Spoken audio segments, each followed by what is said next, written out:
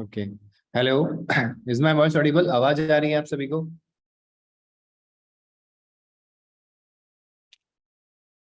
Okay, good.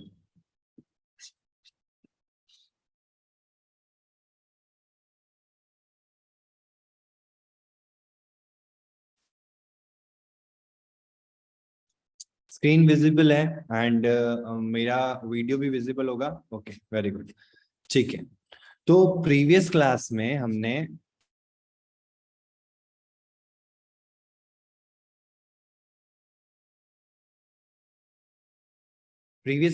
क्या कर लिया था? मैप्स और लिस्ट के बारे में जान लिया था। ठीक है। थोड़ा और यहाँ पे अपन चीजों को जानते हैं। हमारा प्रोजेक्ट कौन सा था? फर्स्ट स्टेप न्यू, ये है ना? ओके। तो प्रीवियस क्लास में हमने ये देखा था, if I am not wrong, हमने मैप्स और लिस्ट को कैसे डिक्लेयर करना है वो देख लिया था, और कैसे उनको प्रिंट करवाना है, वैल्यूज कैसे स्टोर होती है लिस्ट के अंदर और कैसे मैप के अंदर, वो हमने देख लिया था। आज कुछ ऑपरेशंस हैं जो हमको लिस्ट और मैप के अंदर मिल जाते हैं, वो एक बार देख लेते हैं। उसके बाद में हम चलेंगे कुछ पॉइंट्स रह गए हमारे, जैसे कि कंस्ट्रक्टर क्या होता है, क्लास का ऑब्जेक्ट कैसे क्रिएट होता है, देन हमको देखना है इंटरफेस क्या होता है, तो फिर दिस कीवर्ड क्या होता है, देन फाइनल कीवर्ड क्या होता है, कांस्टेंट कीवर्ड क्या होता है। तो ये सारी चीजें हम एक एक करके समझेंगे एंड फिर अपन नेक्स्ट वाली क्लास से फ्लटर में स्विच हो जाएंगे। ठीक है। फ्लटर का जो इम्प्लीमेंटेशन है वो स्टार्ट कर देंगे अपन। ठीक है। तो हम इसी के अंदर आते हैं। हाँ, सुपर कीवर्ड, मतलब जितने भी यूनिक कीवर्ड्स होते हैं ना, उनको जानेंगे कि इनका क्या रोल होता है, कहाँ यूज में आते हैं। ठीक है।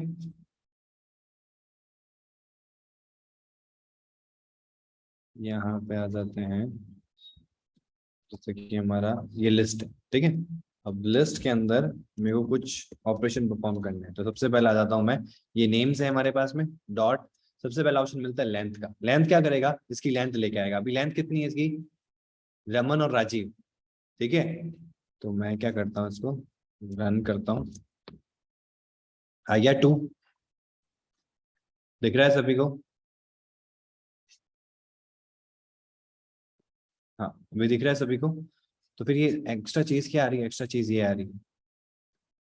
ठीक है। 95 क्यों प्रिंट हो रहा है? वो इसलिए प्रिंट हो रहा है क्योंकि अपन ने, हाँ, अभी सिर्फ 2 लेंथ आ रही है। और अगर यही सेम चीज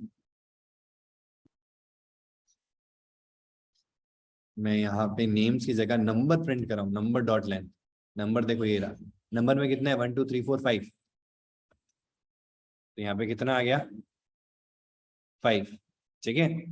तो ये हमारा लेंथ का काम होता है। अब हम क्या करेंगे, यहाँ पे नेम्स ही ले लेते हैं, नेम्स डॉट लेंथ। और लेंथ की जगह हम क्या कर सकते हैं, यहाँ पे ऑप्शंस बहुत सारे हमारे पास में। रिवर्स, रिवर्स कर दूंगा तो क्या हो जाएगा? उल्टा हो जाएगा। अभी आ रहा है रमन और राजीव। कैसे? देखो, इसी को हम प्रिंट कर, केवल नेम्स को प्रिंट मारता हूँ और एक नेम डॉट रिवर्स को प्रिंट मारूंगा, तो दोनों में डिफरेंस देखना। एक क्या आ रहा है? रमन कॉमा राजीव। और जब मैं रिवर्स कर दूंगा तो क्या हो गया? राजीव कॉमा रमन। ठीक है। और यहाँ पे ऑप्शन होते हैं हमारे पास में। फर्स्ट, फर्स्ट आइटम लाएगा रमन, रमन आएगा। यही मैं लास्ट कर दूंगा तो ये लास्ट आइटम लाएगा, जो कि क्या है हमारा? राजीव। ठीक है। और अगर मल्टीपल होते हैं तो नंबर ले लेता हूं मैं। नंबर में लास्ट कौन सा है? 5 है। ठीक है। तो फर्स्ट लास्ट आप डायरेक्टली गेट कर सकते हो। कोई मुझे बताएगा कि अगर मेरे पास में लास्ट नहीं हो, फिर भी मेरे को नंबर का ना जो लास्ट इंडेक्स है वो गेट करना है, तो मैं कैसे गेट करूंगा? एनीबॉडी?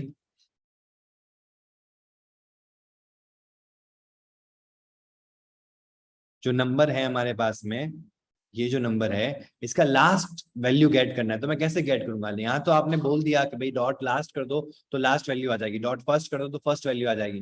बट अगर मेरे पास में देखो, ये तो फर्स्ट वैल्यू के लिए हो गया, जीरो इंडेक्स फर्स्ट है, लेकिन लास्ट इंडेक्स कैसे निकालू?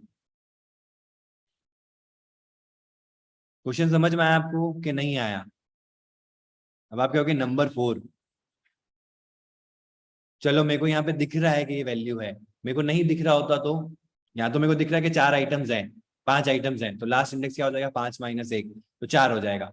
मेरे को नहीं पता चल रहा है तो मैं क्या करूंगा? Very good, length -1। तो हम क्या करेंगे यहाँ पे, जब भी किसी भी एरे का, एरे मतलब लिस्ट का लास्ट इंडेक्स वाली जो वैल्यू है वो गेट करनी है, तो आपको क्या करना है, पहले तो ये लगाना है, ये क्या है, इंडेक्स कॉलिंग है। भाई इंडेक्स दो, उस जगह पे जो वैल्यू पड़ी है वो आ जाएगी। अब इंडेक्स क्या देंगे अपन, तो इंडेक्स में देना है कि जो इस नंबर की जो लेंथ है -1 करना है। तो पहले तो नंबर डॉट लेंथ, इसे लेंथ निकलेगी -1, तो ये एग्जैक्टली आपका इंडेक्स बन जाएगा। तो अब नंबर डॉट लेंथ कितनी, 5, 5 -1 4, तो ये नंबर 4 हो जाएगा। वहीं अगर यहाँ पे ये 10 होता तो ऑटोमेटिकली इसका लास्ट इंडेक्स बन जाता 9, तो नंबर के 9th इंडेक्स पे जो डेटा पड़ा है वो प्रिंट हो जाता। करते हैं अपन यहाँ पे, आ गया 5। तो लास्ट से भी कर सकते हो, और ये तरीका भी आपको याद रखना है कि नंबर की जो लेंथ होती है वो हमको मिल जाती है, और लास्ट इंडेक्स हमेशा लेंथ -1 होता है। ठीक है, इसलिए मैंने स्टार्टिंग में बताया था लिस्ट के अंदर n-1 will be your last index and 0 will be your first index, where n is the size of, size या लेंथ एक ही चीज है। ठीक है, कई प्रोग्रामिंग लैंग्वेजेस में आप पाओगे कि जो एरे लिस्ट यूज में आती है उसको हम साइज, उसके अंदर साइज फंक्शन मिलता है, और एरे के अंदर लेंथ फंक्शन मिलता है। वैसे ही सेम चीज लिस्ट के अंदर आपको लेंथ मिलेगा। ठीक है, तो ये हो गया फर्स्ट लास्ट को गेट करने का तरीका। देन नंबर डॉट, अब मेरे को ना कोई एक बीच में कोई वैल्यू इंसर्ट करनी है, जैसे कि यहाँ पे ये मल्टीपल चीजें हैं, और मैं लेके आता हूँ यहाँ पे, जैसे रमन और राजीव है, अब इन दोनों के बीच में दो वैल्यूज ऐड करनी है, या अभी के लिए सिर्फ एक वैल्यू ऐड करनी है। एक तो तरीका होता है कि ऐड कर दो, ऐड करने से क्या होता है, ये हमेशा क्या करेगा, लास्ट में ऐड करेगा। बट मेरे को तो एक पर्टिकुलर जगह पे ऐड करना है, तो उसके लिए मेरे को क्या करना पड़ेगा, यहाँ पे इंसर्ट करना पड़ेगा। इंसर्ट दिख रहा है, इंसर्ट में हमेशा आपसे इंडेक्स पूछेगा, तो इंडेक्स में हम, जैसे मेरे को करना है फर्स्ट इंडेक्स में इंसर्ट, तो फर्स्ट पे करना है, और क्या एलिमेंट इंसर्ट करना है, वो एलिमेंट है,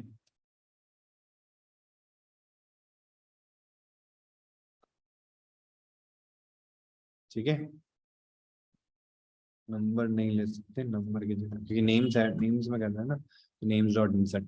अब यहाँ पे क्यों दिक्कत आ रही है, क्योंकि देखो हम प्रिंट में करवा रहे हैं, तो प्रिंट में उसको वैल्यू चाहिए, तो ये चीज प्रिंट क्या करता है, कोई वैल्यू दोगे वो उसको प्रिंट मारेगा। तो ये जो फंक्शन है ना इंसर्ट, ये रिटर्न करता है वॉइड, मतलब कुछ भी रिटर्न नहीं करता, तो प्रिंट क्या करेगा, इसलिए वो एरर दे रहा था। तो इसको तो हम अलग से इंसर्ट करवाएंगे, और फिर हम वापस नेम्स को क्या कर देंगे, प्रिंट करवा देंगे। तो पहले नेम्स प्रिंट होगा, फिर इंसर्ट होके नेम्स प्रिंट होगा, तो पहले रमन राजीव आएगा, फिर आएगा रमन राजवीर एंड राजीव। ठीक है, आ गया रमन राजीव, और जो दूसरी बार मैंने प्रिंट कराया इंसर्ट होने के बाद में जो प्रिंट करवाया, और किस इंडेक्स पे करवाया, फर्स्ट इंडेक्स पे, तो ये 0 है ये 1 है, तो 1 इंडेक्स पे क्या आ गया, राजवीर आ गया, तो आगे खिसक गया वो। ठीक है, ऐसे ही आप इंसर्ट ऑल भी कर सकते हो। इंसर्ट ऑल, इंसर्ट ऑल क्या करता है, इंडेक्स दे दो, जैसे मैंने 1 दे दिया, और अब मैं यहाँ पे कोई दूसरी इटरेबल, प्रीवियस क्लास में बताया था मैंने आपको, इटरेबल एक टाइप है जिसके अंदर हमारी लिस्ट भी आती है, तो उस लिस्ट को मैं यहाँ पे प्रोवाइड कर सकता हूँ। तो मैंने एक ऊपर नंबर नाम से बना रखी है, देख रहे हो आप। अब देखो प्रॉब्लम क्या आ रही है, कि जो आप नेम्स में ऐड कर रहे हो, ये जो नंबर वाली है ना, ये इंटीजर वाली है, तो आप यहाँ पे क्या कर सकते हो, डायनामिक ले लो, तो आपकी जो एरर है वो रिजॉल्व हो गई। कहाँ गई, ये रही, ये रही, यहाँ पे भी एरर आ रही थी। एरर क्यों आ रही थी, इंसर्ट ऑल का मतलब समझ रहा है ना, आपको समझ में आ रहा है, इंसर्ट ऑल मतलब पूरा का पूरा जो लिस्ट है वो आप किसी और लिस्ट में ऐड कर सकते हो। ठीक है, और ये ऐड में भी मिलता है आपको, नेम्स डॉट ऐड ऑल, इसमें आपको डायरेक्टली वो वैल्यू पास करनी है, तो ये लास्ट में ऐड हो जाएगा ये चीज, और ये चीज कहाँ ऐड होगी, पर्टिकुलर इंडेक्स पे ऐड होगी। तो हम इसको रन करके देखते हैं,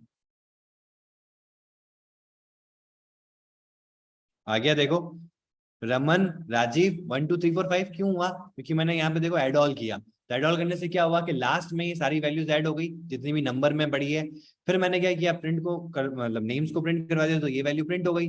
फिर मैंने क्या किया कि नेम्स में इंसर्ट किया फर्स्ट इंडेक्स पे, तो फर्स्ट इंडेक्स यानी राजीव जहाँ पे था उसकी जगह पे पूरा का पूरा जो हमारी नंबर वाली जो लिस्ट है वो यहाँ पे ऐड हो गई। फिर आगे क्या था, राजीव 1 2 3 4 5। तो इस तरीके से इंसर्ट काम करता है। इंसर्ट और ऐड में डिफरेंशिएशन पता चला आपको, कि इंसर्ट कहाँ यूज होता है और ऐड कहाँ यूज होता है। ठीक है, कोई अनदर लिस्ट भी ऐड कर सकते हैं क्या, अनदर लिस्ट ही तो कह रहा हूं मैं, कोई भी अनदर लिस्ट ऐड कर सकते हो आप, बस टाइप सेम होना चाहिए। ठीक है, जैसे अगर मेरी ये टाइप डायनामिक है, तो फिर मैं कोई भी टाइप इंसर्ट कर सकता हूँ इसमें, लेकिन ये टाइप तो मेरी इंटीजर है और ये मेरी स्ट्रिंग है, तो वो ऐड नहीं होगी। तो जिसमें भी आप ऐड कर रहे हो, या तो उस लिस्ट को डायनामिक मानो, डायनामिक ले लो, फिर आप कोई भी दूसरी लिस्ट को उसमें ऐड करवा सकते हो, कोई दिक्कत नहीं आएगी। ठीक है अजय, धीरज, इज इट क्लियर? तो ये हमारा इंसर्ट ऑल हो जाता है, इसको हम कमेंट कर देते हैं।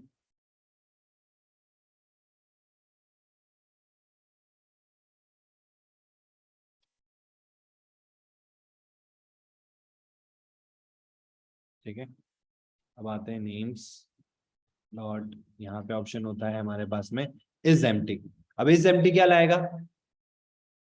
नाम से क्या समझ में आ रहा है कि अगर ये लिस्ट एम्प्टी हुई तो रिटर्न करेगा ट्रू, और अगर ये लिस्ट एम्प्टी नहीं हुई तो रिटर्न करेगा फॉल्स। अब इसका मतलब क्या होता है? देखो, जब हम आगे प्रोग्रामिंग करेंगे ना तो बहुत इंपॉर्टेंट हो जाएगा। क्यों हो जाएगा? कि हमारा डेटा सपोज करो डेटाबेस से फैच होके आ रहा है, या हमारा डेटा डायनामिक एपीआई से फैच होके आ रहा है। अब हो सकता है कि जो डेटा हम लेके आ रहे हैं जिसमें हमको काम करना है, तो पहले मैं चेक तो करूं कि डेटा आया है कि नहीं आया है, या जो भी आया है वो खाली तो नहीं है। जैसे कार्ट है, आपने कार्ट पे कुछ भी नहीं डाला, जब यूजर कार्ट ओपन करेगा तो कार्ट पे जो काम होना चाहिए वो तब होना चाहिए जब कार्ट में कुछ एंट्री हो। अभी तो उसने कार्ट में कुछ नहीं डाला, तो मेरे को क्या दिखाना है? No items available in cart, your cart is empty.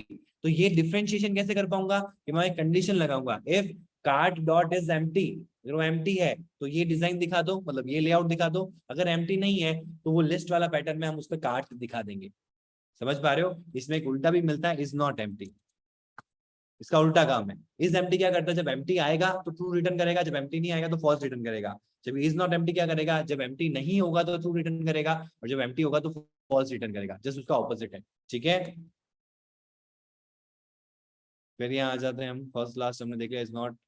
फिर हमारे पास में एक ऑप्शन होता है यहाँ पे, इंसर्ट ऑल देख लिया, इंसर्ट देख लिया, ऐड देख लिया, ऐड ऑल देख लिया। एक और चीज है इसमें, स्किप। मैं यहाँ पे स्किप कर सकता हूँ। मैं जैसे दो स्किप करना चाहता हूँ, आइटम कितने? दो ही है, तो दो स्किप होंगे तो ब्लैंक आ जाएगी एरे मेरी, लिस्ट जो है वो ब्लैंक आ जाएगी।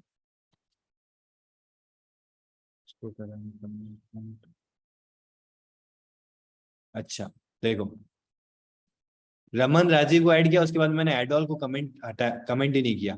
तो अब अगर हम देखें तो पहले क्या आ रहा है? रमन आ रहा है, राजीव आ रहा है, फिर ये 1 2 3 4 भी ऐड हो गए। फिर मैंने क्या कर दिया? स्किप कर दो दो को। तो आगे के जो दो इंडेक्सेस है उन पे जो भी वैल्यू पड़ी उनको स्किप मार दिया, और बची हुई वैल्यूज क्या होगी? प्रिंट हो गई। फिर यहाँ पे मैं सिर्फ 1 करूंगा तो आगे की एक वैल्यू स्किप होगी, और फिर ये क्या करेगा? बाकी को प्रिंट मार देगा। तो राजीव आ गया, रमन नहीं आया। क्यों नहीं आया? क्योंकि वो एक को स्किप मारना था। यही मैं यहाँ पे 4 स्किप करूंगा तो क्या होगा? आगे के 1 2 भी चले जाएंगे, 3 4 5 आएगा। ठीक है, अगर आपको कभी ऐसा रिक्वायरमेंट हो कि आपको स्किप फंक्शन की जरूरत पड़े, आगे के आइटम्स को हटाना है, सिर्फ आपको आगे के जो आइटम्स है वो नहीं चाहिए, बाकी सारा चीज चाहिए, तो उस केस में आप ये चीज कर सकते हो। फिर इसमें एक आता है ज्वाइन। ज्वाइन में आप क्या कर सकते हो? जैसे कि मैंने यहाँ पे ए कर दिया, ठीक है। अब आपको यहाँ देखना है, यहाँ देखो क्या आया, रमन के बाद में ए, फिर राजीव के बाद में ए, फिर 1 के बाद में ए, फिर 2 के बाद में ए, यानी कि एक सेपरेटर की तरह काम कर रहा है। ठीक है, तो यहाँ पे अगर आपको कॉमा लगाना है तो आप कॉमा लगा सकते हो। ये मोस्टली काम आता है जब हम स्ट्रिंग में, कैरेक्टर्स में, या मल्टीपल स्ट्रिंग्स को एक साथ स्टोर कर रहे हैं एरे में, मतलब लिस्ट के अंदर, और फिर हम एक स्ट्रिंग में उसको कन्वर्ट करना चाहते हैं, और यूजिंग दैट कि भाई सारे के सारे जो आइटम्स है वो एक साथ स्ट्रिंग में आ जाए लेकिन विद द सेपरेटर। तो उस केस में हम इसको लगा सकते हैं, जैसे कॉमा लगा दिया, आपको डॉलर लगाना है हर एक के बीच में, तो आप वो भी कर सकते हो। डॉलर एक्सप्रेशन, क्योंकि एक लैम्डा एक्सप्रेशन है तो आगे आपको इस तरीके से देना पड़ेगा।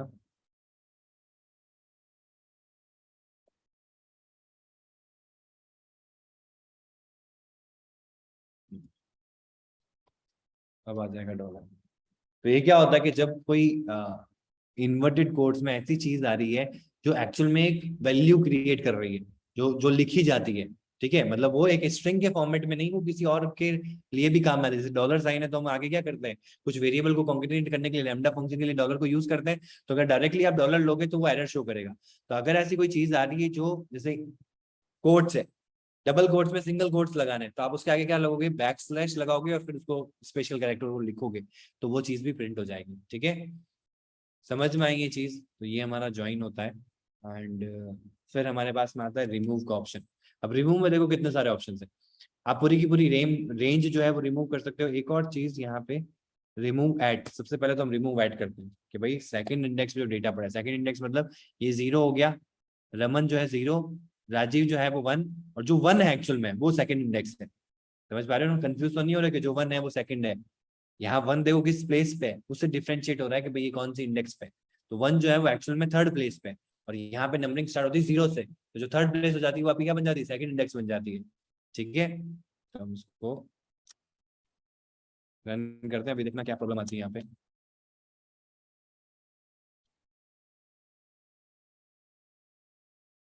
तो यहाँ पे आ गया 1। 1 क्यों आया? क्योंकि जब नेम्स डॉट रिमूव आइटम करते हैं तो ये रिटर्न करता है कि भाई किस वैल्यू को इसने रिमूव किया, ना कि नेम्स को रिप्रेजेंट करेगा। तो इस चीज को भी हमको क्या करना है, अलग से काम करवाना है, और फिर हमारी जो नेम्स है उसको प्रिंट करवाएंगे। भाई अब नेम से ये वैल्यू रिमूव हो चुकी है, अब नेम को वापस प्रिंट करेंगे तो ये इस इंडेक्स में जो डेटा पड़ा है वो नहीं दिखेगा, बाकी सारा डेटा दिखेगा, मतलब वो रिमूव हो चुका है वो वाला। तो ठीक है, आप देखोगे रमन आ गया, राजीव आ गया, लेकिन 1 नहीं आया, फिर सीधा 2 3 4 5 आ गया। ठीक है, ये हो गया आपका रिमूव एट।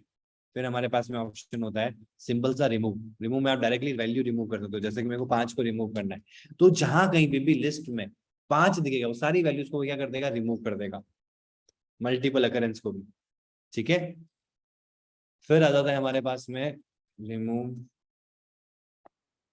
एट हो गया, रिमूव हो गया, रिमूव रेंज। आप पूरी की पूरी रेंज हटा सकते हो, कि जैसे कि मेरे को 1 0 1 2 से स्टार्ट करना है, एंड करना है 3 4 5। ठीक है, पूरी की पूरी जो रेंज है इसको रिमूव कर देगा। ये देखो, पहले मैं इसको प्रिंट करवाता हूँ, प्रिंट नेम्स, फिर ये रिमूव करने के बाद मैं प्रिंट कराऊंगा तो आपको डिफरेंस पता चलेगा। ठीक है, तो क्या रिमूव हुआ, सेकंड इंडेक्स। सेकंड इंडेक्स कौन सा है, 0 1 2। तो ये वाला इंडेक्स जो है ये शुरुआत हुई इसकी 5 से पहले तक। 5 से पहले तक मतलब क्या हो गया, ये आपका 2 हो गया, 3 हो गया, 4 और ये 5। तो ये हमारा फिफ्थ इंडेक्स है, ये हमारा सिक्स इंडेक्स है। ठीक है, तो फिफ्थ इंडेक्स से पहले तक का डेटा जो है वो पूरा का पूरा क्या हो गया, डिलीट हो गया, पूरी की पूरी रेंज हमने डिलीट मार दी। अगर हमारे पास में स्टार्टिंग और एंडिंग इंडेक्स है तो पूरी रेंज उसके बीच की मैं डिलीट कर सकता हूँ, मतलब रिमूव कर सकता हूँ। ठीक है, तो ये होता है हमारा रिमूव रेंज। फिर होता है हमारे पास में रिमूव लास्ट। लास्ट करते क्या होगा, जो लास्ट आइटम होगा वो रिमूव हो जाएगा।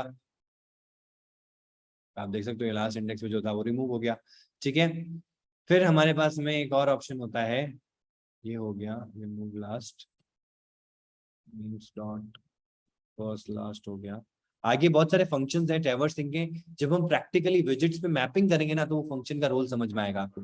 ये अगर मैं चला भी दूंगा ना तो उसका कोई सेंस नहीं बनेगा। तो हमको एक फंक्शन मिलता है हर एक वैल्यू के लिए, और उसके वैल्यू के ऊपर हमको क्या काम करवाना है वो हम विजिट के बेसिस पे डिसाइड करेंगे, जब हम प्रैक्टिकली फ्लटर के अंदर लिस्ट को यूज कर रहे होंगे विजिट्स के साथ में। ठीक है, देन यहाँ पे आप रेंज भी सेट कर सकते हो, कि भाई यहाँ पे आपने स्टार्टिंग रेंज दे दी 2 से स्टार्ट करना है, एंडिंग रेंज दे दी 5।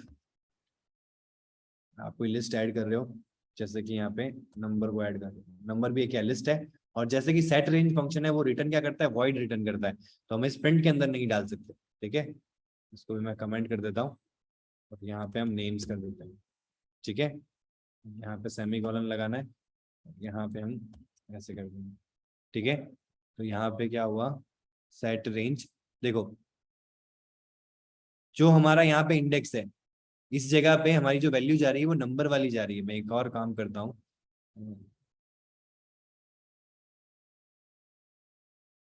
एक और हम बनाते हैं,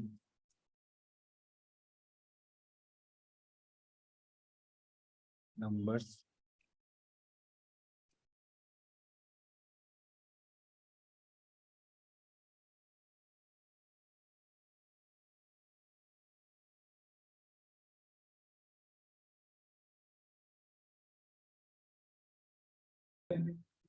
ये वैल्यूज अपडेट हो गई। पहले वाले में क्यों नहीं हुई, क्योंकि पहले वाले में दोनों सेम ही तो था, 1 2 3 4 5 था। ठीक है, और हमने जो इंडेक्स दिया है यहाँ पे 2 से 5 में, हम चाहते हैं कि 2 से 5 में इनकी जो वैल्यूज है वो अपडेट हो जाए। तो 4 4 5 5 क्यों नहीं आया, 4 4 5 इसलिए नहीं आया क्योंकि आपने यहाँ पे 3 इंडेक्स तो दिए हैं, 2 3 एंड 4। 5 तो हमारा लास्ट इंडेक्स इससे पहले तक होता है। ठीक है, तो 2 इंडेक्स स्टार्टिंग है, फिर 3 आएगा, फिर 4 आएगा, 5 काउंट नहीं होगा, 5 से पहले तक काउंट होगा। तो इसके अंदर का जो डेटा है वो अपडेट हो जाएगा इस रेंज के साथ में। अब ये जो रेंज आपने दी, मतलब ये इटरेबल जो दिया है, इसके जो पहले स्टार्टिंग के जो एलिमेंट्स है वो यहाँ अपडेट हो जाएंगे। अगर मैं यहाँ पे 7 दे देता हूँ, अगर मैं फिर इसको रन कराऊंगा तो सब अपडेट हो जाएंगे। तो आप यहाँ देख सकते हैं कि सबकी सब वैल्यूज जो है वो अपडेट हो गई। क्लियर है ये चीज, समझ में आया? तो इस तरीके से आप लिस्ट के ऊपर इतने सारे ऑपरेशंस अप्लाई कर सकते हो। ठीक है, अब यही सेम चीज अगर हम मैप में देखें तो मैप में भी हमको बहुत सारे ऑप्शंस मिल जाते हैं, जैसे कि डिटेल्स, प्रिंट कर लेता हूँ और ऊपर कमेंट मार देता हूँ। ये लिस्ट को हम देख चुके हैं। अब हम आ जाते हैं डिटेल्स में, तो प्रिंट, पहले तो डिटेल्स प्रिंट कर देते हैं, फिर हम क्या करेंगे, प्रिंट डिटेल्स डॉट लेंथ। तो कितने आइटम्स हैं, name, role number, class and marks, तो 4 ही आइटम्स हैं, तो लेंथ हमेशा लेंथ ले आएगी। कीज करेंगे तो सारी कीज मिल जाएगी। कीज क्या क्या है, कीज क्या क्या है, name, role number, class and marks. ठीक है, और अगर हम केवल वैल्यूज करेंगे तो सारी वैल्यूज आ जाएगी हमारे पास में। वैल्यूज क्या क्या है, रमन 1 2 3 10 एंड 95। ठीक है, और क्या कर सकते हैं हम, यहाँ पे लेंथ आएगा, is empty, is not empty, आपको क्लियर ही है। एंट्रीज में एज अ एंट्री ये शो करेगा कि ये मैप की ये एंट्रीज है, तो मैप एंट्री, मैप एंट्री में ये पहली एंट्री, ये दूसरी एंट्री। ठीक है, तो ये एंट्री से आपको ऑप्शंस मिल जाएगा। देन लेंथ हो गया, ऐड ऑल, यहाँ पे भी आप मल्टीपल वैल्यूज ऐड कर सकते हो। ठीक है, रिमूव करना है तो रिमूव कर सकते हो, रिमूव के लिए मैं की दे दूंगा, जैसे कि मेरे को यहाँ पे क्लास को रिमूव करना है, मैं यहाँ पे सिंपल सा क्लास डालूंगा, ये की डाला मैंने, और मैं यहाँ पे इसको रन करूंगा, और एक सेकेंड इसको रन करेंगे तो आप प्रिंट तो क्या करवाएगा, जो वैल्यू आई रिमूव करने पे, रिमूव क्या हुआ, 10 रिमूव हुआ, बट हमको तो ये प्रिंट करके देखना है कि भाई अब अपडेटेड वैल्यू क्या आ रही है जब ये रिमूव हो गया है। तो हमेशा क्या करना है कि अगर कोई रिमूव वाला काम कर रहे हो, ऐड वाला काम कर रहे हो, तो अलग से करो, फिर वापस से प्रिंट करवाओ, जिससे कि आपको वो चीज का आइडिया हो जाए। सेमी कॉलन लगाना नहीं भूलना है।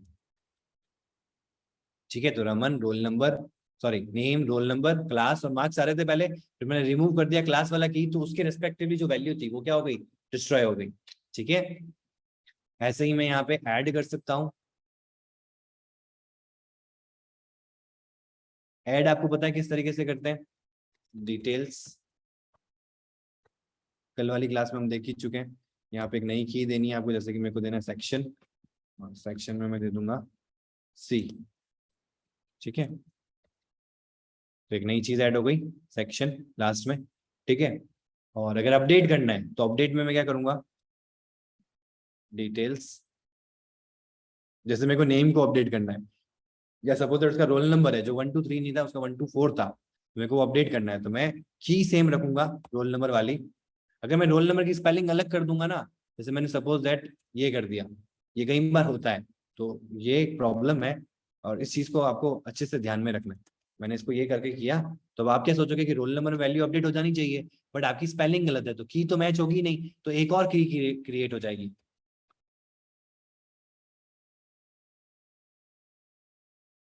हो गई रोल नंबर से, जबकि ऐसा नहीं होना चाहिए था। अब अगर मैं की सही लिखूंगा और फिर करूंगा, तो ये वैल्यू अपडेट हो गई। ऊपर पहले 1 2 3 था और 1 2 4 हो गया। अब अपडेट जब भी करना है तो आपको सेम की के साथ में अगर आप दूसरी वैल्यू दोगे, तो जैसे वेरिएबल में वैल्यूज अपडेट हो जाती है, वैसे ही यहाँ की के रेस्पेक्टिव जो वैल्यू है वो अपडेट हो जाएगी। ठीक है, एंड एक और होता है डिटेल्स डॉट एड ऑल, तो यहाँ पे आप एक दूसरा कोई हैश मैप है तो वो आप ऐड कर सकते हो, तो मैं डिटेल्स में डिटेल्स ही ऐड कर देता हूँ। ठीक है, वापस रन कर दें तो आप पाएंगे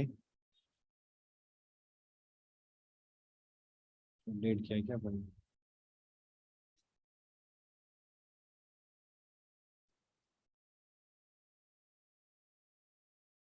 चाहिए एग्जिस्ट करते हैं पहले से कीज। एक और चीज हमेशा ध्यान रखना, प्रीवियस क्लास में हमने क्या बताया था कि जो आपकी कीज है वो क्या होती है, यूनिक होती है। अगर आप लिस्ट में लिखोगे ना तो आप मल्टीपल वैल्यूज डाल सकते हो डुप्लीकेट, लेकिन कीज में डेटा तो डुप्लीकेट हो सकता है, वैल्यू तो डुप्लीकेट हो सकती है, लेकिन कीज कभी भी डुप्लीकेट नहीं होगी।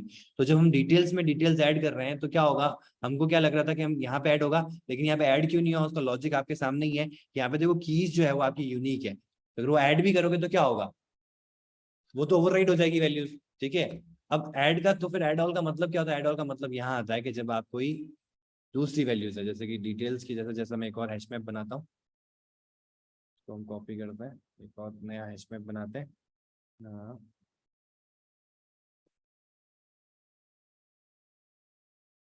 स्कूल, ठीक है, स्कूल का नेम,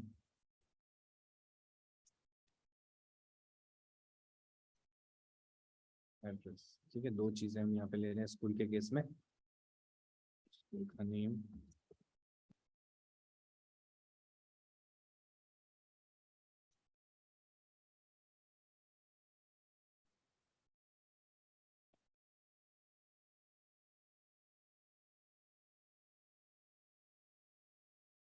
ठीक है। और अब हम क्या कर देते हैं, डिटेल्स की जगह यहाँ पे स्कूल को ऐड कर देते हैं, ठीक है। तो अब स्कूल में जो कीज है वो डिफरेंट है, और हमारी डिटेल्स में पहले से पड़ी, तो ये ऑटोमेटिकली मल्टीपल कीज का डेटा जो है ना वो भी इसके साथ में क्या हो जाएगा, ऐड हो जाएगा। अब हम इसको रन करते हैं, तो अभी आप देखेंगे, क्योंकि देखो प्रिंट करने से पहले ही हमारे डेटा ऐड हो चुका था, तो यहाँ पे आप पाओगे कि Raman, roll number, class, marks, school name आ गया और एड्रेस आ गया, ठीक है। क्लियर है ये चीज, समझ में आया आपको। एक और चीज अपन ने गलत करी है, डिटेल्स नहीं होगा यहाँ पे, स्कूल होगा, क्योंकि ये जो वैल्यू है वो स्कूल में ऐड होगी ना, ठीक है। मतलब ये एक अलग से मैप बनाया है, ये एक अलग से मैप बनाया है, और मैं क्या करने वाला हूँ, क्योंकि देखो इनकी कीज डिफरेंट है, कीज सेम होगी तो प्रॉब्लम हो जाएगी, तो कीज डिफरेंट सेम हुई ना तो यहाँ वाली वैल्यू इसकी इसके कीज के साथ में अपडेट हो जाएगी, जो कभी नहीं करना है। कीज डिफर हो दोनों मैप्स के अंदर, तो उन मैप को आप एक साथ जोड़ सकते हो यूजिंग एड ऑल, ठीक है। तो इसीलिए जब हम दोनों को प्रिंट किया ना तो दोनों में सेम वैल्यू है, क्योंकि डिटेल्स में तो मैंने ऐड किया, अब मैंने यहाँ पे स्कूल किया है, ठीक है। अब आप देखोगे पहले जब डिटेल्स को प्रिंट कर रहे थे तो सिर्फ ये चार वैल्यूज आ रही थी, फिर मैंने दो वैल्यूज और ऐड कर दी, तो दो वैल्यूज भी यहाँ पे एड ऑल हो गई, एड ऑल फंक्शन के साथ, ठीक है। क्लियर है ये चीज, समझ में आया आपको मैप और लिस्ट का रोल, इज इट क्लियर। ठीक है, अब आगे चलते हैं, कुछ और टॉपिक्स को समझते हैं, फिर हम इसको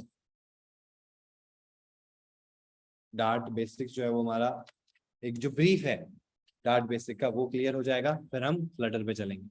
तो अब सबसे पहली चीज जो है वो यहाँ पे समझने वाली वो ये है,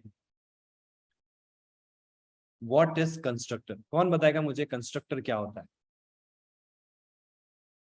कंस्ट्रक्टर के बारे में सुना है, जो भी आपको लगता है, आपको जो भी लगता है कंस्ट्रक्टर का क्या मतलब होता है, अगर हम कंस्ट्रक्टर को देखें तो कंस्ट्रक्ट वर्ड से ये बना है, कंस्ट्रक्ट का मतलब क्या होता है उसी से आपको आइडिया लग जाएगा। To initialise object values, very good. Special function, very good. और बताओ। अच्छा, एक मैं चीज करता हूँ यहाँ पे, क्लास ये हम पहले कर चुके हैं, ठीक है, क्लास ए, इस तरीके से हम क्लास को क्रिएट करते हैं, और फिर जब हम इसका ऑब्जेक्ट क्रिएट करते हैं तो हम कैसे करते हैं, construct is a special type of function which is created by same name of a class name, very good. Good Kavita, good जागृति एंड गुड धीरज, ठीक है।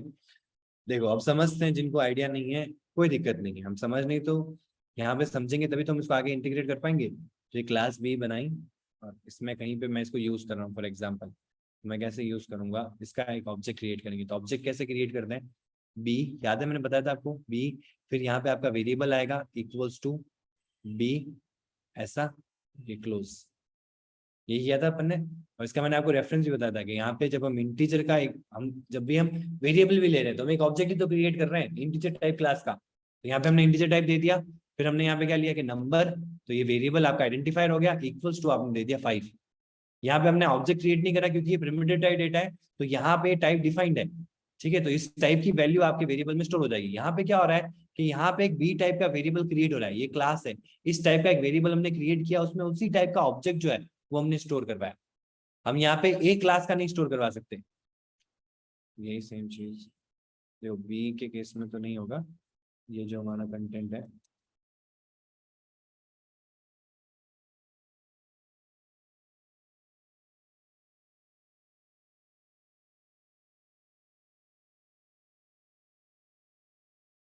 इसको आप बी ले लो, ये आपका क्लास ए। क्लास ए के अंदर से तो हम इसको एक्सेस करेंगे बी। जब मैं क्लास जिसके अंदर, उसके अंदर मैं ऑब्जेक्ट की जरूरत कहाँ पड़ेगी मेरे को? जब मैं किसी और क्लास में हूँ या किसी फंक्शन में हूँ, तब मैं किसी और क्लास को यूज करना चाहता हूँ, उसका एक प्रोटोटाइप जो मैंने बना रखा है, जो मल्टीपल जगह में कोई यूज में आएगा, तो उसको यूज करने के लिए मैं इस तरीके से डिक्लेरेशन करूंगा। तो आप लोगों को ये दिमाग में स्ट्राइक कर रहा होगा कि जब हम क्लास को बना रहे हैं तो क्लास के पीछे तो हम कहीं ऐसा नहीं लगा रहे, और ये हम लगाते कहाँ है? फंक्शन के पीछे। फंक्शन वाली क्लास में हमने देखा था ना, फंक्शन कैसे बनाते हैं? Int, add, method invocation, curly bracket on, curly bracket close, और ये हमारा फंक्शन होता है। तो ये जो चीज लगती है हमारी, ये तो किसके पीछे लगती है? फंक्शन के पीछे। जब हम क्लास का ऑब्जेक्ट क्रिएट कर रहे हैं, तो हम क्लास को जब कॉल कर रहे हैं उसका ऑब्जेक्ट क्रिएशन के लिए, तो हम उसके पीछे ब्रैकेट लगा रहे हैं। इसका कोई ना कोई तो कनेक्शन बनता है, तो कनेक्शन और कोई नहीं है। जब भी आप किसी क्लास का ऑब्जेक्ट क्रिएट करते हो तो उसका कंस्ट्रक्टर कॉल हो जाता है, सो दैट आप उसमें डिफरेंट वैल्यूज के साथ में उसको इनिशियलाइज कर सको उस पर्टिकुलर ऑब्जेक्ट को। जैसे कि मैंने स्टार्टिंग में आपको बताया था कि जैसे ह्यूम गॉड है या जो भी क्रिएटर है, उसने ह्यूमन की एक फाइल बना के रखी हुई है, स्क्रिप्ट बना के रखी हुई है, एक क्लास बना के रखी हुई है, ठीक है, या मैन की एक क्लास बना रखी है, फीमेल की अलग क्लास बना रखी है। अब जब भी एक मेल को क्रिएट करना है, तो वो वापस मेल का कोड नहीं लिख रहे हैं, वो मेल क्लास का एक ऑब्जेक्ट क्रिएट करते हैं। अब उसमें अलग अलग एट्रीब्यूट्स होंगे ना, कि भाई जब मेरे को उन्होंने क्रिएट किया होगा, तो एक ह्यूमन जैसा क्रिएशन के लिए कोड नहीं लिखा, वो तो पहले से लिखा हुआ था। अब मेरे केस में क्या क्या चीजें डिफरेंट होगी, कि भाई मेरा नेचर कैसा रहेगा, मेरा आंखें कैसी होगी, मेरा नोज कैसा होगा, मेरे कान कैसे होंगे, मेरा कलर कैसा होगा, जो एट्रीब्यूट्स है, जो कि फिजिकल भी है और जो पर्सनल ट्रेट्स भी है आपकी, ठीक है, कि भाई एक का बिहेवियर, वो कैसे बिहेव करता है वो चीज, और एक वो दिखता कैसा है। दोनों में फर्क होता है, लेकिन दोनों ही आपकी ट्रेट्स होती है जो आपको डिफरेंट करती है बाकी लोगों से। दिखने में आप अलग हो, और कैसे आप चीजों को लेके रिएक्ट करते हो उससे भी आप अलग हो बाकी ह्यूमन बींग से। बट अगर हमें ओवरऑल देखो, तो हम एक ही स्पीशीज के हैं, हम दिखने में एक जैसे ही है। तो वही सेम चीज है भाई, क्लास तो मैं एक ही टाइप का बना रहा हूँ, डिफरेंट क्या है कि वो मल्टीपल जो एट्रीब्यूट्स है वो डिफरेंट है। तो उस केस में मैं जब भी इस क्लास का ऑब्जेक्ट क्रिएट करूंगा, तो मैं वो उन चीजों को इनिशियलाइज करूंगा डिफरेंट वैल्यूज के साथ में। जैसे कि मैं रियल लाइफ एग्जांपल लेता हूँ, जैसे कि यूजर है, ठीक है, हमने एक यूजर का मॉडल क्लास बनाया। क्यों बनाया? कि भाई रन टाइम में जब कभी भी हमको यूजर की वैल्यूज को स्टोर करवाना होगा, तो हम यूजर का एक क्लास को यूज करेंगे। बार बार 10 चीजों को मैं अलग से स्टोर नहीं कराऊंगा, तो मैंने क्लास बना दी जिसमें 10 वेरिएबल्स को मैंने स्टोर कर दिया, ठीक है। अब जैसे ही मैं यूजर की वैल्यूज को स्टोर करवाऊंगा, तो मैं क्या करूंगा कि उनके इनिशियलाइजेशन पे, यानी कि जैसे ही उसका ऑब्जेक्ट कॉल हो रहा है, तभी वो वैल्यूज प्रोवाइड कर दूंगा कि भाई इसका नेम क्या होगा, इसका ईमेल क्या होगा, इसका पासवर्ड क्या है, ये सारी चीजें मैं उसी समय स्टोर करवा दूंगा। अब यूजर का स्ट्रक्चर देखे तो सेम है, लेकिन अंदर की जो वैल्यूज है वो डिफरेंट यूजर के लिए डिफरेंट होगी, ठीक है। तो उस केस में सबसे इंपॉर्टेंट रोल जो प्ले करता है वो होता है हमारा कंस्ट्रक्टर। तो जब भी एक आप क्लास क्रिएट करते हो, तो आपको नहीं पता, बट एक कंस्ट्रक्टर बाय डिफॉल्ट उसके अंदर आ जाता है, जिसको हम कहते हैं डिफॉल्ट कंस्ट्रक्टर। तो वो कैसा होता है? जैसे कि ये आपका क्लास है, क्लास ए, ठीक है, इसी के नाम से एक फंक्शन बनेगा, this is known as default constructor.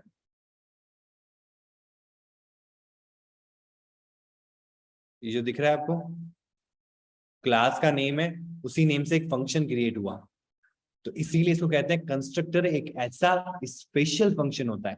Special क्यों होता है उसका रीजन बताता हूँ। क्योंकि इसका कोई भी रिटर्न टाइप नहीं होता है। आप जितने भी फंक्शन देखोगे, जो भी आप फंक्शन बनाते हो, तो आपको मैनुअली एक फंक्शन का रिटर्न टाइप देना पड़ता है मोस्ट ऑफ द केसेस में।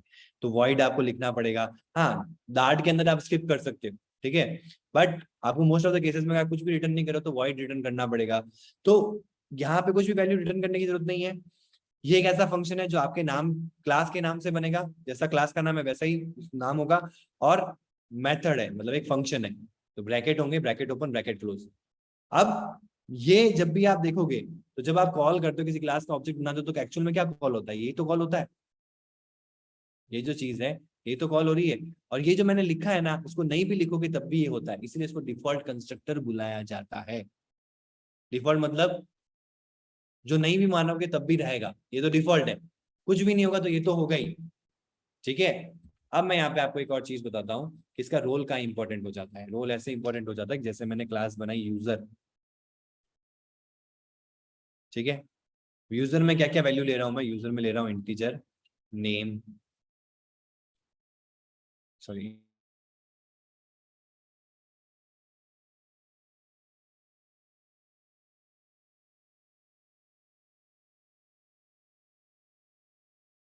आईडी, यूजर आईडी,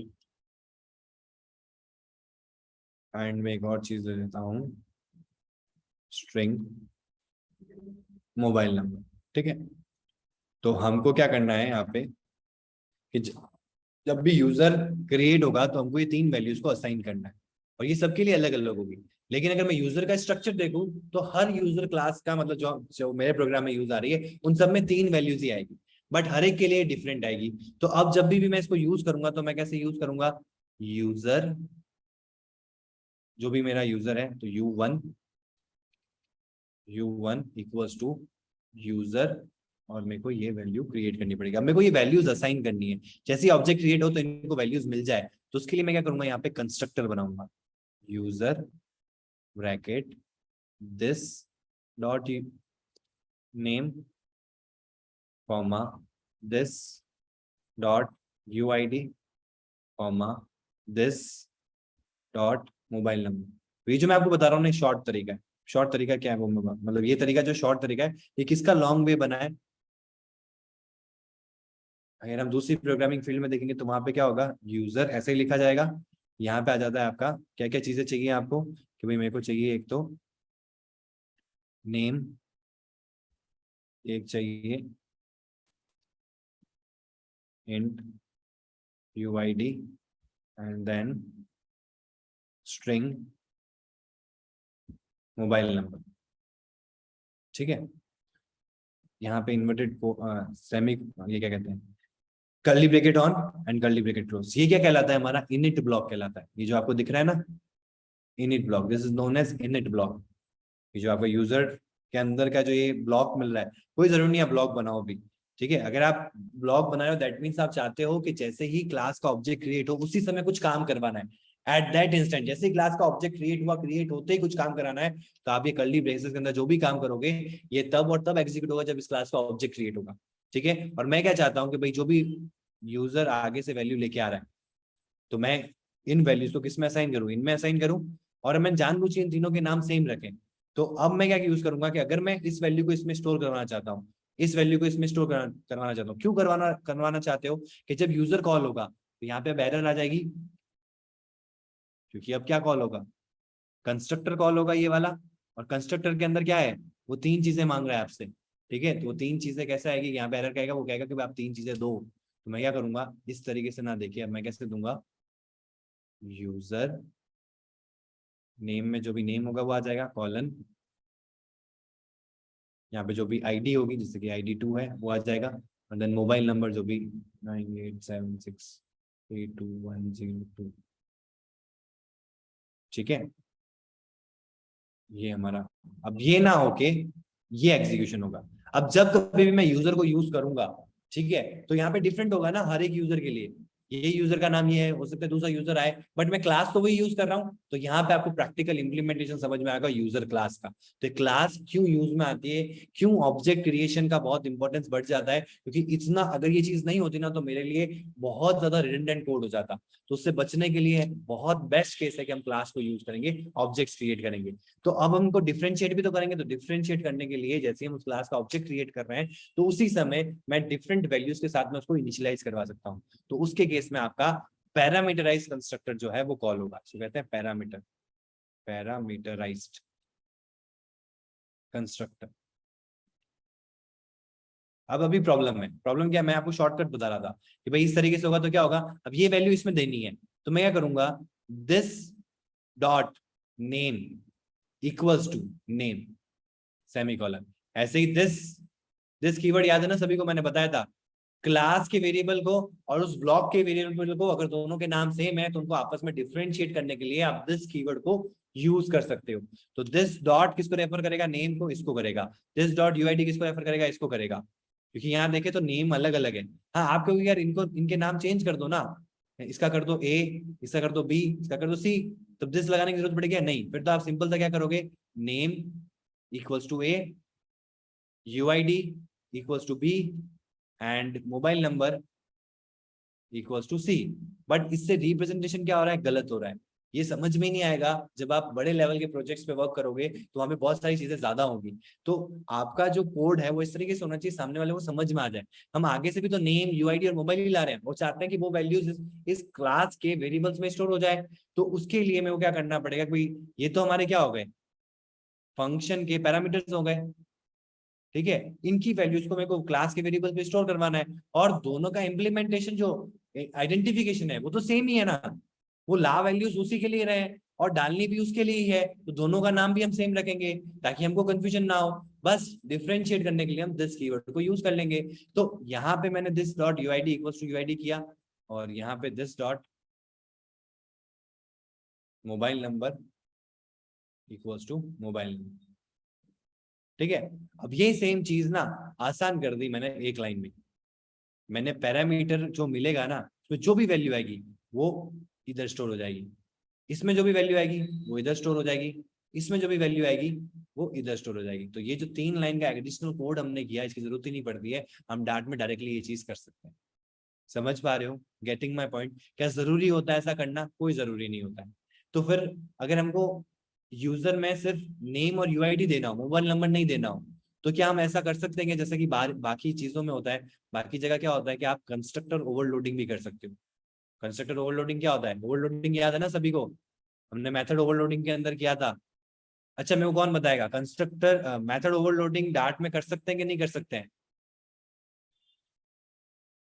धीरज कह रहे हैं नहीं, क्या धीरज सही कह रहे हैं? बाकी सब बताओ।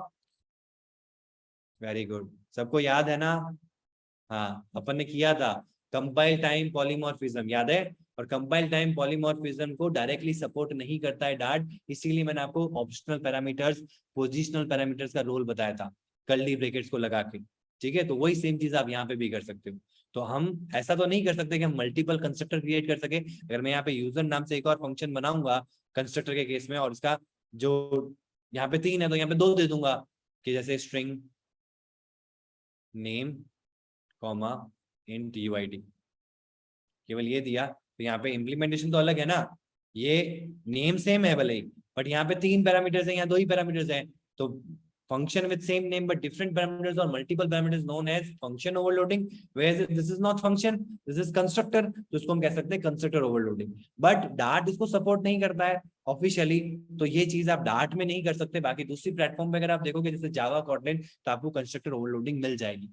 और कॉटलिन में तो आपको प्राइमरी और सेकेंडरी कंस्ट्रक्टर मिलते हैं, जावा के अंदर डायरेक्टली आपको कंस्ट्रक्टर ओवरलोडिंग देखने को मिल जाती है। तो फिर डार्ट में कैसे करेंगे? डार्ट में करने के लिए आपको कुछ नहीं करना है, कि जैसे आपको नेम और यूआईडी चाहिए तो ये चीज नहीं हो पाएगी, ठीक है। ये चीज नहीं करनी है, ये सिर्फ मैंने आपको समझाने के लिए किया, ये भी चीज नहीं होगी, ठीक है। तरीका क्या होगा? ये वाला तरीका होगा। हाँ ये तरीका कर भी सकते हो, बट आपको ये 3 लाइनें एडिशनल लिखनी पड़ेगी, इससे अच्छा आप यही करो, ठीक है। बट अगर मेरे को ऐसा चाहिए कि कभी 2 वैल्यूज आ सकती है, कभी 3 आ सकती है, तो 2 फंक्शन तो आप नहीं क्रिएट कर सकते, बट आप ये कर सकते हो, user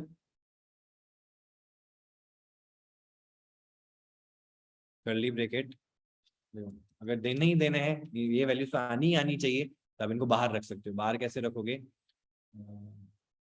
this dot name comma this dot UID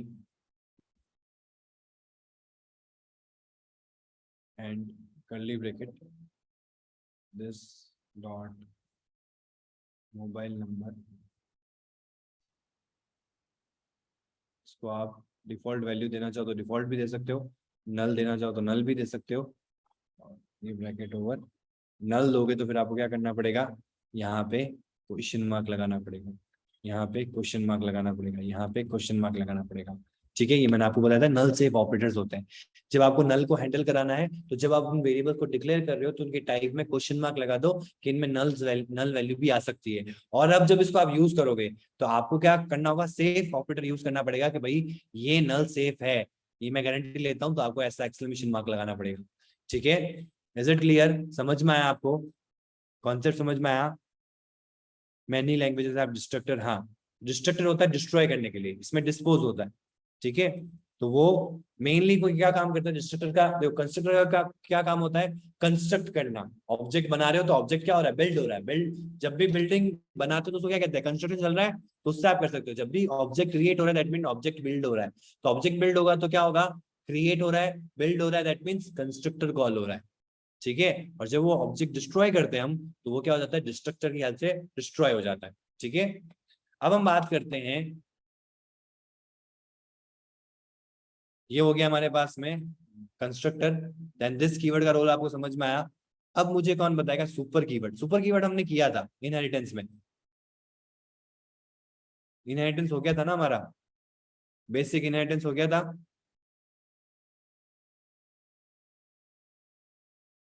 inheritance नहीं हुआ, इनहेरिटेंस हुआ था ना ये वाली चीज। जैसे कि ये क्लास है, क्लास ए, मैंने आपको टाइप्स भी बताए थे। एक होता है क्लास बी। अब मेरे को चाहिए कि एज इट इज इस क्लास बी की जो प्रॉपर्टीज है, कि जिस तरीके से क्लास बी रिएक्ट करती है, एक्ट करती है, वो सेम मेरी क्लास ए भी करे। तो मैं यहाँ पे इसकी जगह पे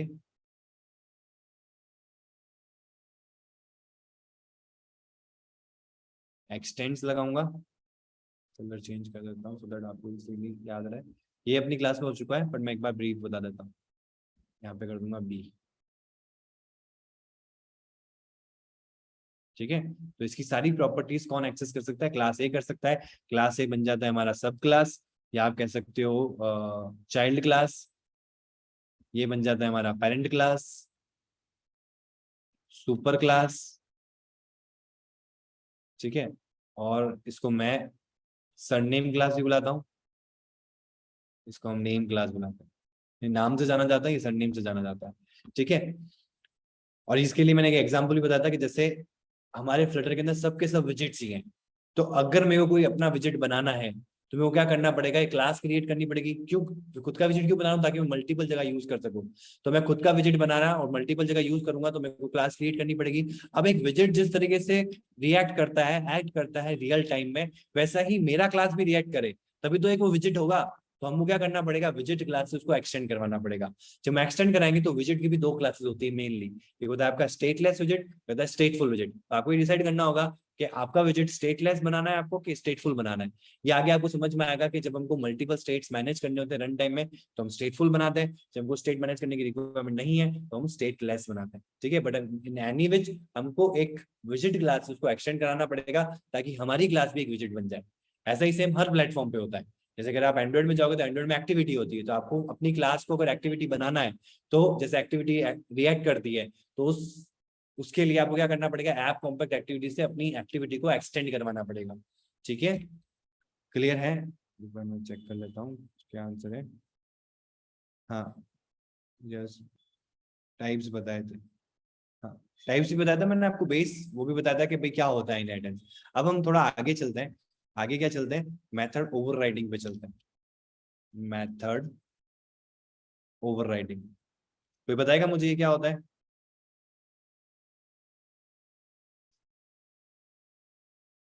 इसको समझने से पहले हमको समझना पड़ेगा एब्स्ट्रैक्ट। इसको तो समझेंगे, साथ साथ में हम एब्स्ट्रैक्ट को भी समझेंगे, एब्स्ट्रैक्ट का मतलब क्या होता है। एंड मेथड ओवरराइडिंग का मतलब होता है रन टाइम पॉलीमॉर्फिज्म। कौन मुझे बताएगा पॉलीमॉर्फिज्म का मतलब क्या होता है।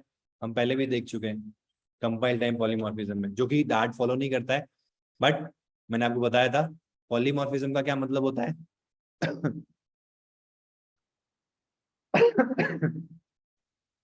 Super keyword use parent class properties, yes. अभी वो भी मैं बताऊंगा, सुपर कीवर्ड पे ही आ रहा हूँ। पहले मेथड ओवरराइड एक एनोटेशन होता है। It is used to refer parent class property, very good. It is used for same function and parameter. ये किसका आंसर दे रहे हो, तो same function and parameter, Jagriti many form, method overriding का। Okay, it is used for same function and parameter, but role क्या है, use for the same function and parameter है। सेम फंक्शन को यूज करके आप क्या करते हो, डिफाइन करते हो डिफरेंट डेफिनेशन। ओवरराइडिंग का मतलब क्या होता है, ओवरलोडिंग होता है कि एक ही नाम से आप मल्टीपल चीजें क्रिएट कर रहे हो, तो ओवरलोड हो गया। ओवरराइडिंग का मतलब क्या हुआ, एक ही चीज में आप मल्टीपल चीजें स्टोर करोगे, तो पुरानी डेफिनेशन हट जाएगी और नई डेफिनेशन उसको अलॉट हो जाएगी। इसको कहते हैं मेथड ओवरराइडिंग।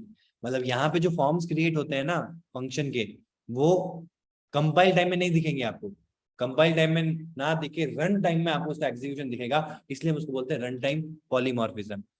अब इसको समझते हैं कि कब एग्जीक्यूशन में आता है। जैसे कि मैंने एक क्लास बनाई, क्लास ए, इसमें मैंने एक फंक्शन बनाया इंट एड इंट ए कॉमा इंट बी, मैं यहाँ रिटर्न कर दूंगा ए प्लस बी, ठीक है। फिर हम आते हैं दूसरी क्लास में, यहाँ पे बन जाएगी ना, हाँ। फिर हम आते हैं दूसरी क्लास में, क्लास बी। अब इस बी क्लास में ना मेरे को इसको यूज करना है। तो पहला तरीका तो क्या होता है कि मैं इस क्लास का ऑब्जेक्ट क्रिएट करूं, ऑब्जेक्ट के अंदर से इस फंक्शन को कॉल करूं, विच इज फाइन। बट अगर मेरे को इसकी सारी प्रॉपर्टीज, यानी कि जिस तरीके से एक्ट रिएक्ट करता है, सेम प्रॉपर्टीज मेरे को सारी मेरी क्लास बी में भी चाहिए, तो मैं क्या करूंगा, यहाँ पे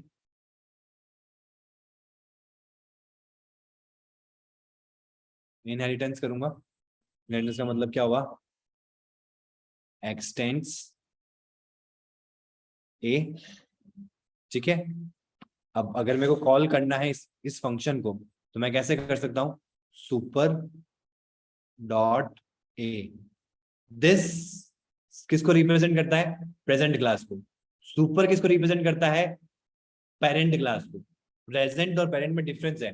प्रेजेंट यानी कि जिस क्लास में मैं हूं, और पेरेंट मतलब जिस क्लास को मैंने इनहेरिट किया है, उसको रिप्रेजेंट कौन करवाता है, सुपर, इसलिए उसको हम बोलते हैं सुपर क्लास। तो super dot A, sorry super dot add 5,6, A नहीं होगा, सुपर डॉट एड। तो इसके अंदर ए के अंदर की प्रॉपर्टीज को हम ऐड कर रहे हैं ना, तो सुपर डॉट एड 5,6 में रिटर्न कर देगा 11। अब मेरे को चाहिए कि ये जो ऐड फंक्शन मैंने यहाँ बनाया है, और मेरे को क्लास बी में क्या चाहिए, ए प्लस बी का होल स्क्वायर चाहिए। फॉर एग्जाम्पल समझना इस चीज को, ए प्लस बी का काम ये ऐड फंक्शन कर रहा है। तो मेरे पास में एक ऑप्शन है कि यार मैं एक अलग फंक्शन क्यों बनाऊं, जबकि मेरी पेरेंट क्लास में एक ऐड फंक्शन है, क्या ना, क्या ऐसा कर सकता हूं कि मैं उसको ओवरराइड कर दूं विद डिफरेंट डेफिनेशन। तो बिल्कुल आप कर सकते हो। कैसे करोगे, आपको एक एनोटेशन लगाना पड़ेगा, ओवरराइड।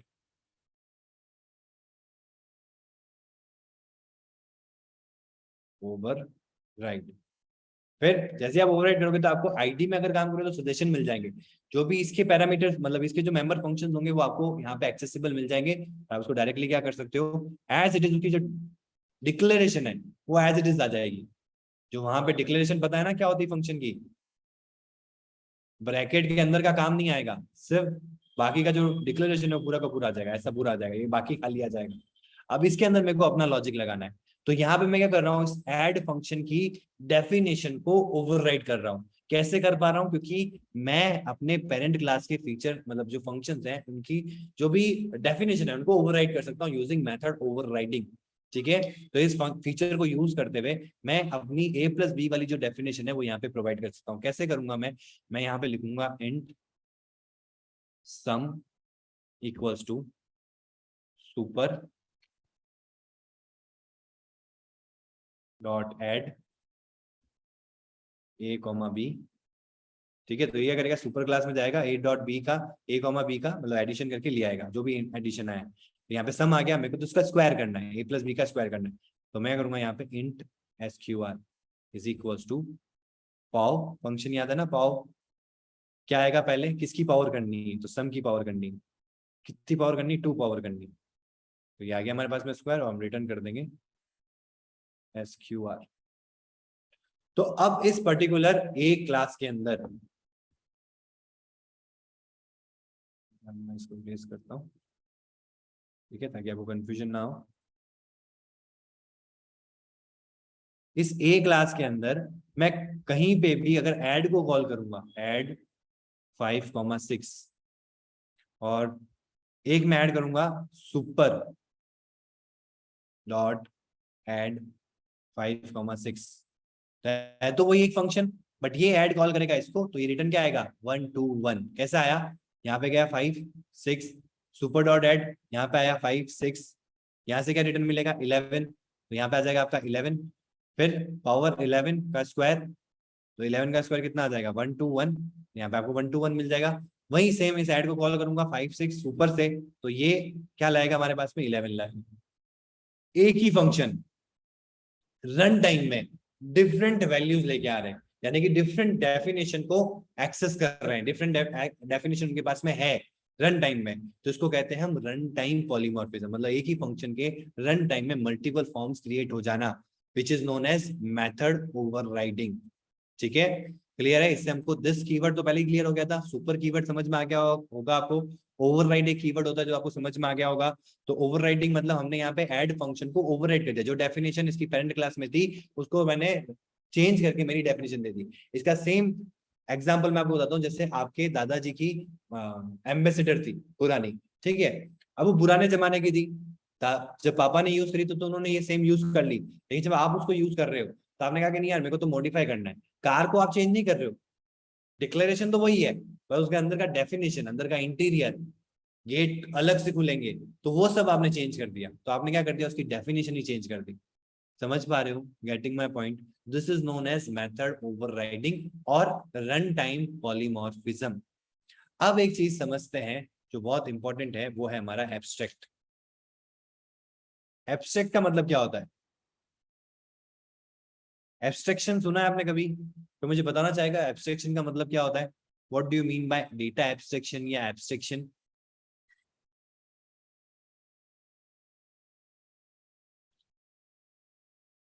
कोई बताना चाहेगा?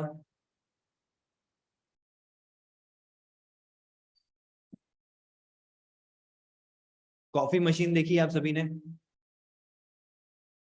कॉफी मशीन में कॉफी कैसे मशीन जो है वो कॉफी कैसे बनाती है, क्या आपको पता रहता है? नहीं पता रहता। बट आपको ये पता रहता है, वो आपसे ये जरूर पूछता है कि आपको चीनी कितनी चाहिए, दूध कितना चाहिए, कॉफी कितनी ज्यादा डार्क रखनी है, लाइट रखनी है। तो एक मशीन ने एक एब्स्ट्रैक्शन कर दिया, कोई जितनी चीज आपको दिखानी है उतनी आपसे आपको दिखाई, जो चीज नहीं दिखानी है उसको उसने क्या कर दिया, एब्स्ट्रैक्ट कर दिया आपसे, कि भाई इसकी डेफिनेशन आपको देनी पड़ेगी, इसकी डेफिनेशन आपको नहीं देनी है, इसको आप यूज नहीं कर सकते। This is known as data abstraction. ठीक है, मतलब ये तो आपको डेफिनेशन देनी ही पड़ेगी, लेकिन ये डेफिनेशन आपको देने की जरूरत नहीं है, मतलब कि आपको सिर्फ अपना वैल्यू प्रोवाइड करना है, आपको अपना अमाउंट प्रोवाइड करना है, बाकी का काम वो खुद कोड कर लेगा, आपको करने की जरूरत नहीं है। This is abstraction. जैसे मशीन के अंदर कॉफी कैसे बन रही है वो आपसे नहीं पूछ रहा है, मशीन आपसे क्या पूछ रही है, चीनी कितनी डालनी है, आप जितनी चीनी लोगे जितनी डालोगे उसके बेसिस पे वो कॉफी बना के दे देगा आपको। वैसे ही प्रोग्राम में क्या होता है, कुछ चीजें हमको रन टाइम में डाइवर्सिफाई करने के लिए, मतलब कि बाइफर्केशन करने के लिए, डिफरेंट चीजें के ऊपर डिफरेंट एक्शन परफॉर्म करने के लिए मेरे को वो चीजें रिक्वायर्ड रहेगी, बट इंटरनल क्या उसके वैल्यूज के ऊपर क्या कोडिंग है वो मैं आपके साथ में शेयर नहीं करूंगा। This is known as data abstraction. समझ पा रहे हो? Getting my point? Sir it's enough for today. ज्यादा हो गया क्या? एनीबडी एक बार बता दो मुझे, क्या इतना कंज्यूम कर लोगे कि और थोड़ा बढ़ा दूं? Is it enough or I should go for ये abstraction वाला level? Hello.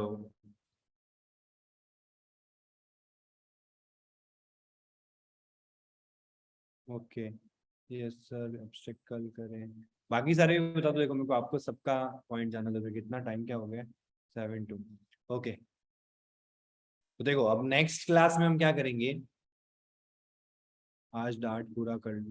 देखो कंज्यूम करना भी बहुत जरूरी है, जो मैं आपको समझा रहा हूँ वो आपको प्रैक्टिस प्रैक्टिस तो कैसे करोगे, but practice in the sense कि आप इन चीजों को कंज्यूम कर पाओ, एब्जॉर्ब कर पाओ, वो भी जरूरी है। तो देखो एब्स्ट्रैक्शन कोई दिक्कत नहीं है, हम कुछ टॉपिक्स है अभी बस, तो आप ये मान के चलो जो हमारी कल वाली क्लास है वेडनेसडे, इसमें हम एब्स्ट्रैक्शन करेंगे। एब्स्ट्रैक्शन के बाद में हम कीवर्ड्स पे आएंगे जो कि कॉमनली यूज में आते हैं, जैसे कि कॉन्स्ट, फाइनल एंड स्टैटिक।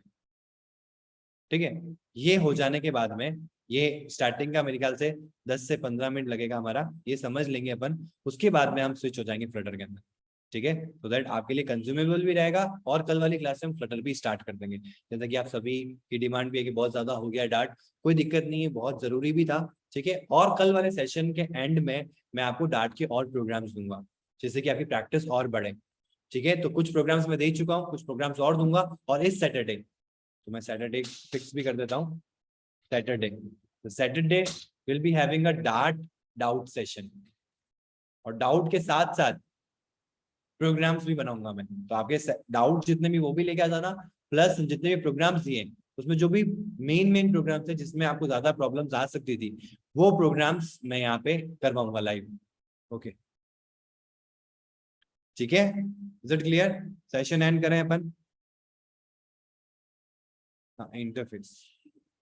वैसे इंटरफेस देखो, जब हम प्रैक्टिकली यूज करेंगे ना मिक्सिंग क्लास, तो ज्यादा समझ में आएगा, कोई दिक्कत नहीं, हम इंटरफेस को भी समझ लेंगे और उसके साथ में आगे मूव ऑन हो जाएंगे।